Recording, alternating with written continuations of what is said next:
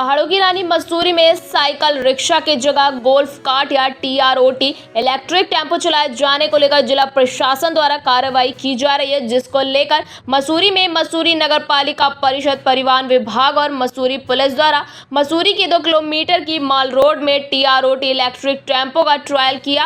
इस दौरान मसूरी कोतवाल अरविंद चौधरी, ARTO राजेंद्र विराटिया और अधिशासी अधिकारी तनवीर सिंह ने इलेक्ट्रिक टेम्पो में बैठकर ट्रायल लेते हुए बताया कि नगर पालिका परिषद मसूरी में कुल 121 साइकिल रिक्शा पंजीकृत है। सभी पंजीकृत रिक्शाओं को अब सत्यापन किया जाना है। इससे पूर्व साल 2017 में मसूरी में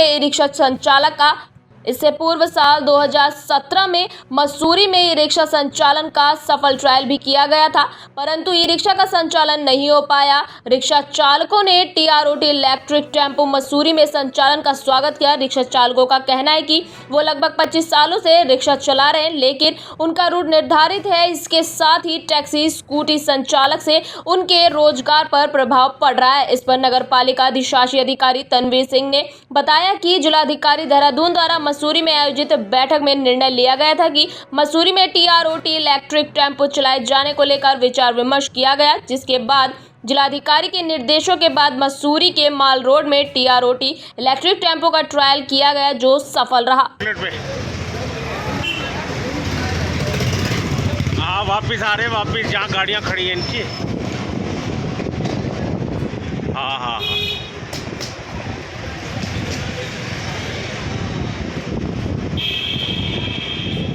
हाँ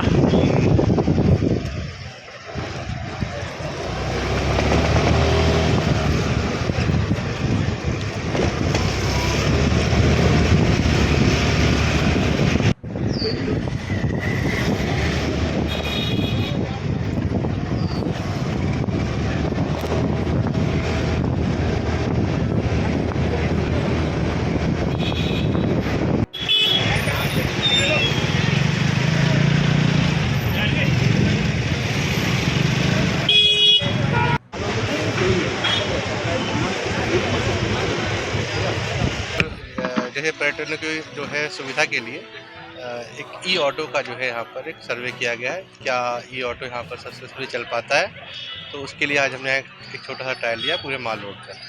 तो ये संभवतः बहुत अच्छा इसका जो है ट्रायल रहा है और इस पर जो है भी विचार किया गया। चढ़ाई में किसी प्रकार की कोई दिक्कत है इसको? जब आप बैठे थे चढ़ाई में कोई दिक्कत लगी आपको? नहीं, इसका संचालन बहुत अच्छी सुगमतापूर्वक हुआ है।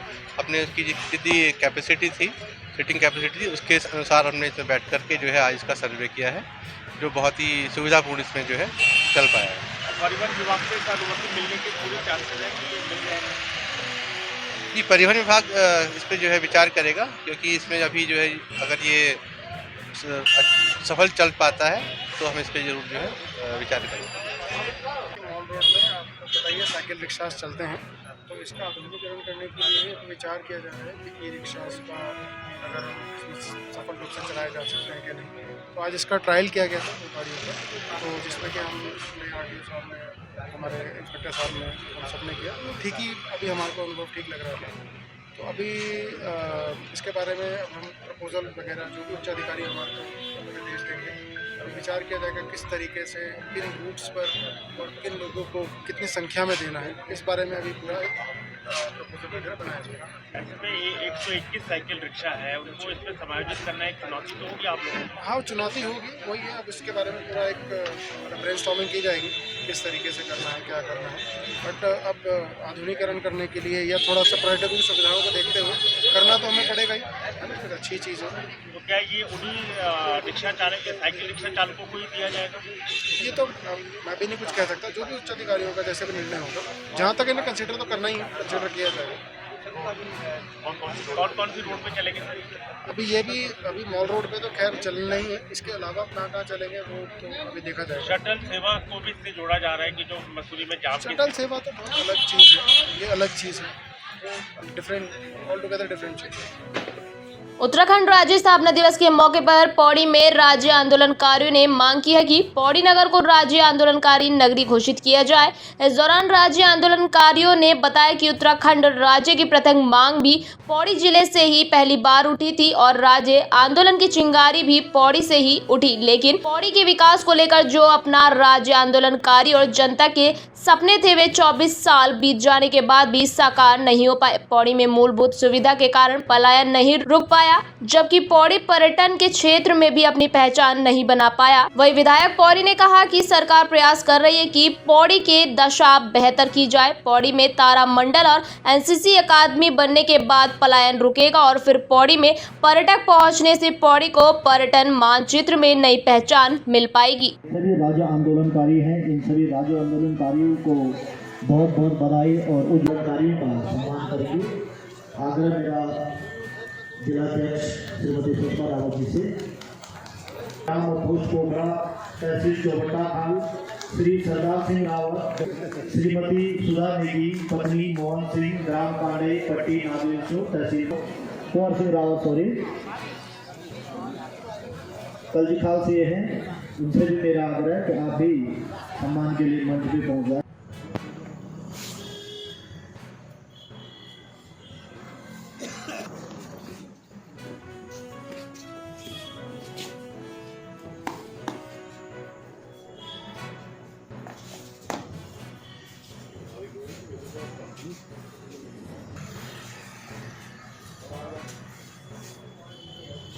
पौड़ी के लिए बहुत सारे काम हो रहे हैं विकास के क्षेत्र में, पर्यटन के क्षेत्र में।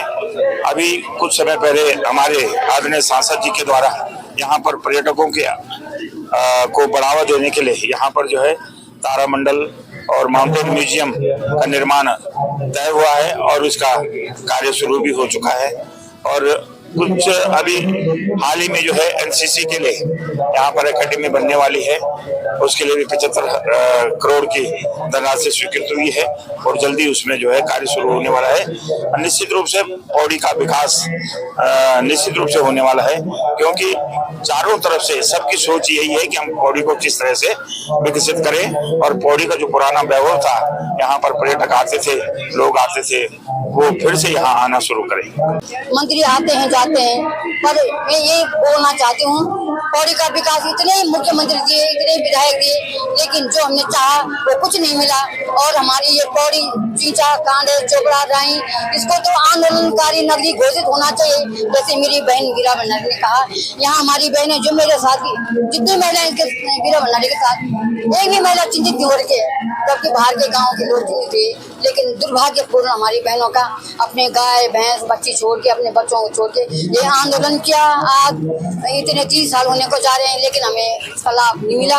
हमें भी करनी पड़ेगी कोशिश। हमारे जिलाधिकारी महोदय जी जैसे लगे हैं, हम लोगों को इसके प्रयास करने पड़ेंगे। जितने विधायक बने, मंत्री बने, इनको हमारे लिए प्रयास जरूर करना पड़ेगा, क्योंकि ये पौड़ी आंदोलनकारी नगरी है और आंदोलनकारी नगरी घोषित होनी चाहिए। तो सपने तो थे हमारे बहुत ही, आज हमें वो मंजर भी याद आता है और वो सपने के रूप में देखते हम वो सीन भी कि जब 1994 का जो आंदोलन था, तो आज जब भी हम उस सीन को याद करते हैं तो पैरों के नीचे की मिट्टी खिसक जाती है। हमारे ये क्रांतिकारी नगरी पौड़ी 7 अगस्त को सबसे पहले लाठीचार्ज इस पौड़ी से हुआ था। और आज सबसे ज्यादा अगर आंदोलनकारी की दृष्टि में देखा जाए तो सबसे पिछड़ा हुआ आंदोलनकारी के हिसाब से मैं तो कहती हूँ कुछ भी नहीं है हमारे पौड़ी में। अनाथ की नगरी बोलूंगी इस पौड़ी को, क्योंकि मतलब इस पौड़ी ने बहुत बड़े बड़े दिग्गज नेताओं को जन्म दिया है, लेकिन वास्तव में जो होना चाहिए था हमारे पौड़ी में वो कहीं भी नहीं दिखा। अब मेरे तो अब एक ही सपना है कि हमारी पौड़ी को जो है एक आंदोलनकारी घोषित किया जाए, ताकि जो हमारे आने वाली पीढ़ी हो, हमारे प्रत्येक जनमानस को एहसास हो कि हमारी वास्तव में ये आंदोलनकारी नगरी है और आंदोलनकारी नगरी से हमारे आने वाले पीढ़ी भी याद करें कि इसको जो ये स्वरूप दिया जाए कि आंदोलनकारी नगरी से ही आंदोलन उत्तराखंड का आंदोलन ने एक स्वरूप लिया था। लेकिन वास्तविक आज जो जहाँ तक रही पौड़ी वाली बात, तो पौड़ी में तो जहाँ तक हमें ये है कि मतलब जो है कुछ भी सुख सुविधा नहीं मिली है, जहाँ तक रही इसमें बोलने वाली कोई बात ही नहीं है। निकाय चुनाव को लेकर हल्द्वानी में सरगर्मी तेज हो गई है। इसी के मद्देनजर हल्द्वानी नगर निगम के लिए 2 दर्जन से अधिक कांग्रेसियों द्वारा अपनी दावेदारी पेश की गई। आज हल्द्वानी के स्वराज आश्रम में निकाय चुनाव को लेकर कांग्रेस के तमाम दिग्गज नेताओं द्वारा एक महत्वपूर्ण बैठक की गई। इस बैठक में कुमाऊं मंडल अध्यक्ष गोविंद सिंह कुंजवाल के साथ साथ तमाम कांग्रेसी नेता शामिल हुए। इस दौरान 2 दर्जन से अधिक कांग्रेस कार्यकर्ताओं द्वारा निकाय चुनाव के प्रत्याशी के तौर पर अपनी अपनी दावेदारी पेश की गई। वहीं हल्द्वानी विधायक सुमित हृदयेश ने कहा कि हल्द्वानी नगर निगम चुनाव को लेकर आज एक महत्वपूर्ण बैठक की गई, जिसमें कई कांग्रेस जनों ने अपनी दावेदारी पेश की है। सभी दावेदारों की सूची को पार्टी हाईकमान को भेजा जाएगा। हाईकमान जिसे भी प्रत्याशी बनाएगा, सभी कांग्रेसी एकजुट होकर उस प्रत्याशी को पूरी मजबूती से चुनाव लड़ाएंगे।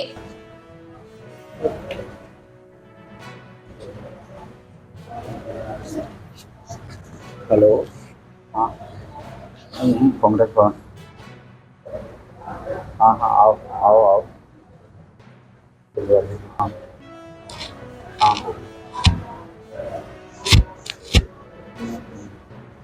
10 मिनट की बात है, प्लीज मेरा निवेदन है, जवाब के साथ ऐड करें और जो भी दावेदार है वो अपना नाम बताएगा और नाम नहीं बोले। अभी अखिल भंडारी जी का नाम आ गया है, डीके बंदी का नाम आ गया है, यहाँ से हमारे हेमंत मुरलीधर जी का नाम आ गया है, सुहेल सिद्दीकी साहब का नाम आ गया है। और प्रदेश की और केंद्र की सरकार की जो काम करने का तरीका रहा है, जो उसकी नीतियां रही, जिस तरह से महंगाई और बेरोजगारी का चरम पर है और समाज को बांटने का काम जिस तरह से भारतीय जनता पार्टी की सरकार कर रही है, उसको देखते हुए मैं ये कह सकता हूँ जो उत्साह मैंने कार्यकर्ताओं ने देखा, उसके आधार पर निश्चित रूप से इस बार का मेयर कांग्रेस का बनेगा, बहुत अच्छे मतों से मेयर जीतेगा, ऐसा मैं कहना चाहता हूँ। सेहतमंद एक मैं कह सकता हूँ प्रक्रिया है और जिसमें 28 लोगों ने अपनी दावेदारी करी। कांग्रेस में लोकतांत्रिक व्यवस्थाएं बहाल है पूरी तरीके से और जो सारे दावेदार हैं मजबूत हैं, अपने क्षेत्रों में भी मजबूत है, कांग्रेस के लिए भी कई वर्षों से कार्य करा। उनको हम तो एक ही आश्वासन दिया है, कुंजवाल जी ने भी और मैंने भी, कि बिल्कुल निष्पक्षता के साथ जो सबसे मजबूत उम्मीदवार होगा उसे हम उसकी रिकमेंडेशन आला कमान को भेजेंगे। अब हाई कमान का निर्णय जो होगा वो सर्वोपरि होगा और सब लोग से हमने ये भी आवेदन करा है, टिकट एक को ही मिलेगा। दावेदार 28 हैं, टिकट एक को ही मिलेगा, तो जिसको भी टिकट मिलेगा सबने ये भी वायदा करना है, ये भी प्रण लिया है कि हम उसको साथ मिलकर संयुक्त तौर से लड़ेंगे। तो ये आज का विषय है और मैं सब जितने भी लोगों ने अपनी दावेदारी दी है उनको बधाई देता हूँ। क्या पैरामीटर्स तो यही होता है ना कि पब्लिक में कितना इफेक्ट है, पब्लिक में कितनी रीच है, जनता क्या चाह रही है, जनता किसको चाह रही है, ये सबसे बड़ा जो है सर्वे निष्पक्षता के साथ हम लोग करेंगे। कार्यकर्ता उससे भी बात करके बात निकलेगी, कार्यकर्ता क्या कहते हैं, कार्यकर्ता किसके साथ है, कार्यकर्ता किसको चाहते हैं, बहुत बड़ी बात। नहीं देखिए, मैं ये कह सकता हूँ कि जब पहली सरकार हमारी बनी थी उस समय जो कार्य हुए, उत्तराखंड की नींव बड़ी मजबूत रखी गई, लेकिन उसके तत्पश्चात मैं ये भी कह सकता हूँ कि आज जो वो सिडकुल जो तिवारी जी ने जिसकी स्थापना करी थी, वो सड़कें, जैसे मेरी स्वर्गवासी माता जी PWD मंत्री थी, और कई सारे जो काम, आज प्रदेश की स्थिति बदहाल, इसमें कहने में कोई मुझे गुरेज नहीं। निजीकरण, निजी हाथों में सारी व्यवस्थाएं दे दी आपने रोजगार को निजी हाथों में दे दिया आउटसोर्सिंग के माध्यम से, सरकारी पद रिक्त है। पहाड़ के आदमी का हमेशा एक सपना रहा कि उनके घर का एक बच्चा सरकारी नौकरी में आए, आज कहीं ना कहीं वो सपना विलुप्त होता हुआ दिख रहा है, सब आउटसोर्सिंग में दे दिया। सारी हमारी जो संपदा है, हमारी हम प्रदेश के खनन की व्यवस्था की बात करें, प्रदेश में अगर हम RTO ऑफिस से जो व्यवस्थाएं चलती थी, उनकी इन सब चीजों को निजी हाथों में देकर, हमारी संपदा को निजी हाथों में देकर जो आज की प्रदेश की सरकार है, कहीं ना कहीं उसने प्रदेश की जनता को मायूस करा है। दूसरा मैं ये कह सकता हूं कि जो हमारा देश और हमारा प्रदेश है, गंगा जमुनी तहजीब का एक प्रतीक, और कहीं ना कहीं इस पे लगातार घात लगाने का प्रयास हो रहा है, जो कि हमें हर दिन अखबारों के माध्यम से और आपके माध्यम से CCTV लगाई है वहाँ पे उनके दफ्तर में, तो CCTV में दिखा दे कौन सी गाली गलौच उन्होंने करी, क्या करी।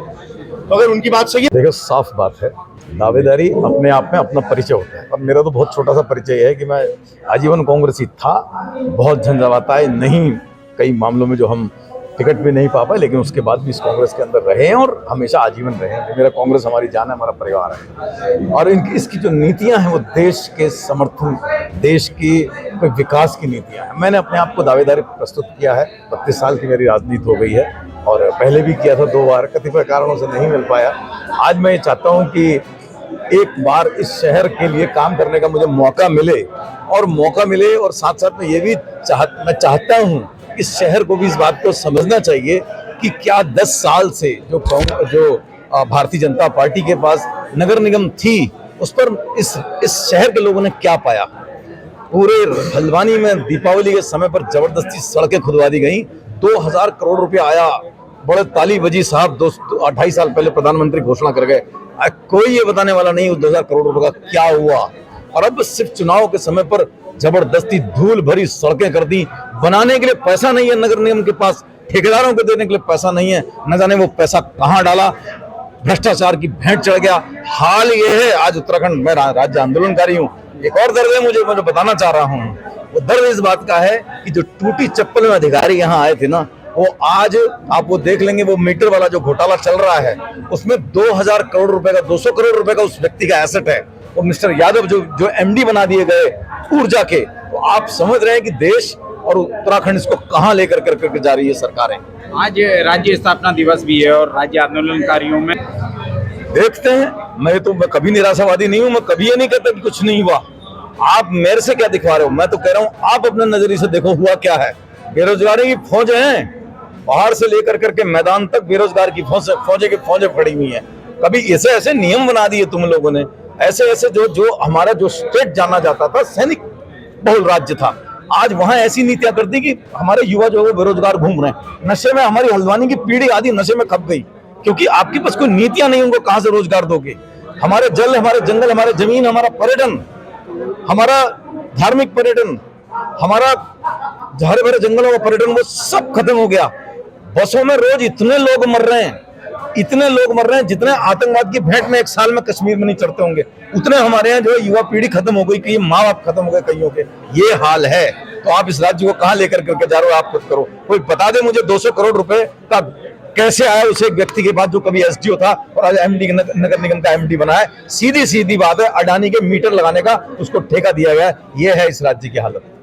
से कांग्रेस पार्टी के प्रति कर्तव्य निष्ठा और लगन से कार्य करते आ रही हूँ और कांग्रेस पार्टी का हर वो प्रोग्राम अटेंड करती हूँ, अपनी उपस्थिति देती हूँ, चाहे वो अपने प्रदेश के अंदर हो चाहे कहीं और। तो आने वाले निकाय चुनाव में अगर मेयर की सीट आरक्षित आती है तो मेरी दावेदारी पूरी तरीके से है और इसी के लिए मैंने आज हमारे प्रभारी आदरणीय गोविंद सिंह कुंजवाल जी को आवेदन भी सौंप दिया है। और बाकी बात करें तो हमारे कांग्रेस पार्टी के वरिष्ठ नेताओं का और हमारे आदरणीय विधायक सुमित हेगड़े जी का जो निर्णय होगा वो मेरे लिए सर्वोपरि मान्य होगा और जिसको भी पार्टी टिकट देती है मैं उसके साथ तन मन धन से